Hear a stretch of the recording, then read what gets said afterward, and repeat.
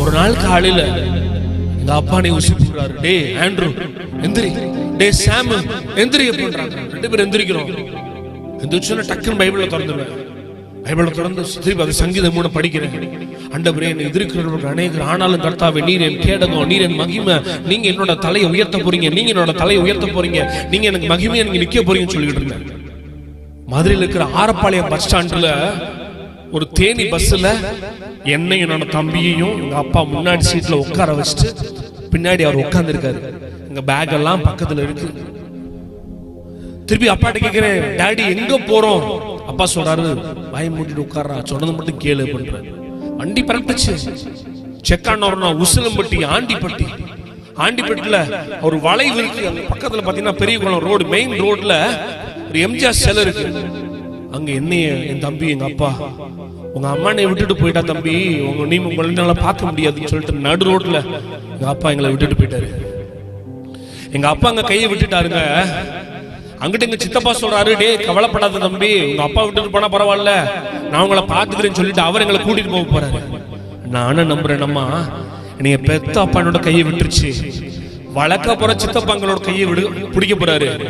ஆனா தாய் உன்னை மறந்தாலும் தகப்பன் உன்னை விருத்தாலும் மறவாத நேசர் நடுவுல எங்களோட கையை இறுக பிடிச்சு தூக்குனாரு. அதே கரம் உங்க கையை பிடிச்சு, உங்க குடும்பத்தின் கையை பிடிச்சு நீங்க தூக்குது. அல்லேலூயா, ஆமென். ஒரு வசனம் பிடிச்சேன், எப்படி அழகா, எளியவனை தூசில் இருந்தும் சிறியவனை குப்பை மேட்டிலும் பிரபுக்களோடு ராஜாக்களோடு வெப்ப சொன்ன தெய்வம் நீங்க என் கூட இருக்கிறீங்க. உங்களுக்கு ஸ்தோத்திரம். 13, 14, 15, 16, 17 5 வருஷம் ஒரு நாடோடிய போல் ஒரு வாழ்க்கை வாழ்றேன்.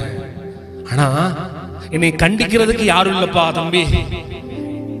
எனக்கு நல்லது கெட்டது சொல்றது கூட யாரும் இல்ல. நான் சுதந்திரவாளி, நான் எங்க வேணாலும் போய்க்கலாம்.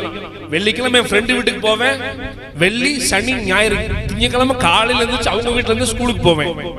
ஆனா ஒரு வசனம் என் வாழ்க்கையில உள்ள ஓடிக்கிட்டே இருந்துச்சு. வாலிப பிள்ளைகளை உங்களுக்கு சொல்றேன், தன் வாலிப பிரயாரத்துல தன் சிருஷ்டிகரை நினை என்ற வசனத்தை பிடிச்சிட்டு எனக்கு ஒரு உயர்வு ஏசப்பா கொடுப்பாரு. நான் அவர் பிள்ளையா இருப்பேன், நான் தப்பு பண்ணாம இருப்பேன், அவர் செட்டையின் நிழல அழைக்கல் உண்டு. ஆண்டவரே நான் உங்க கையை பிடிச்சா ஏதோ ஒரு பாவ வாழ்க்கையில நான் கையை விட்டுருவேன், நீங்க என் கையை பிடிச்சு நீங்க வழி நடத்துன்னு சொல்லிட்டு போனேன்.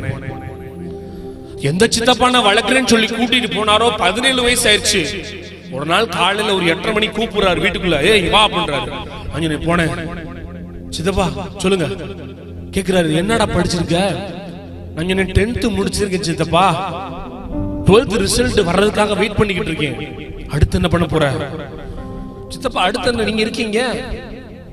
காலேஜில் சேர்ந்துக்கிறேன் சித்தப்பா, அமெரிக்கன் காலேஜ் சேர்ந்துக்கிறேன், எல்லாம் தியாகராஜ காலேஜ் சேர்ந்துக்கிறேன், எனக்கு கொஞ்சம் மியூசிக்ல இன்ட்ரெஸ்ட் இருக்கு, பசுமலர் மியூசிக் காலேஜ் சேர்த்து கொடுங்க சித்தப்பா, நான் படிச்சு பொழைச்சுக்குவேன். அவர் சொல்றாரு, எப்ப கால் லஞ்ச் என்ன பண்ணுவ? கால் லஞ்ச் நான் பிரேயர் பண்ணுவேன். வேற என்ன பண்ணுவ? பைபிள் படிப்பேன். என்ன பிரேயர் பண்ணுவ? ஆண்டவரே நீங்க என்னோட எதிர்காலம், நீங்க வாழ்க்கையை உயர்த்துவீங்க. வேற பைபிள் என்ன படிப்ப? பைபிள் சித்தப்பா என்ன படிப்பேன்? அவரு ஹிந்து என்கிட்ட கேட்டாரு. கேட்கும் போது இது என்ன படிப்போம்? இல்ல பைபிள்ல சங்கீதம் 3 இருக்கு, அதுல அவரை கேடகம், அவரை மகிமை, அவரோட தலையை உயர்த்துவேன்னு சொல்ற வார்த்தை. தம்பி உன்னையும் உன் தம்பியும் மட்டும் பார்த்துக்கிட்டு இருந்தா என் பிள்ளைகளை யாரு பாக்குறது? இருந்தா ஒரு 250 ரூபாய் காசை வச்சுக்க. கோயம்புத்தூர்ல ஒரு ஆர்மி செலக்ஷன் நடந்துகிட்டு இருக்கான்.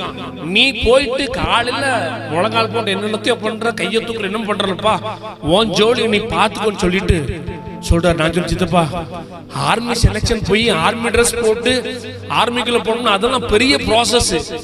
அதுக்கெல்லாம் எனக்கு எந்த ஒரு தகுதி இல்ல, எந்த ஒரு நாலேஜ் இல்ல, நான் ரன்னிங் ரேஸ் ஓடினது கிடையாது, எந்த ஒரு பிசிக்கல் ஆக்டிவிட்டியும் கிடையாது. நான் எப்படி சித்தப்பா நான் போவேன்? உன் ஜோலி நீ பாத்துக்கன்னு சொல்லிட்டு கையில ஒரு 250 ரூபாய் காசு கொடுத்துட்டு போ அப்படின்ட்டாரு.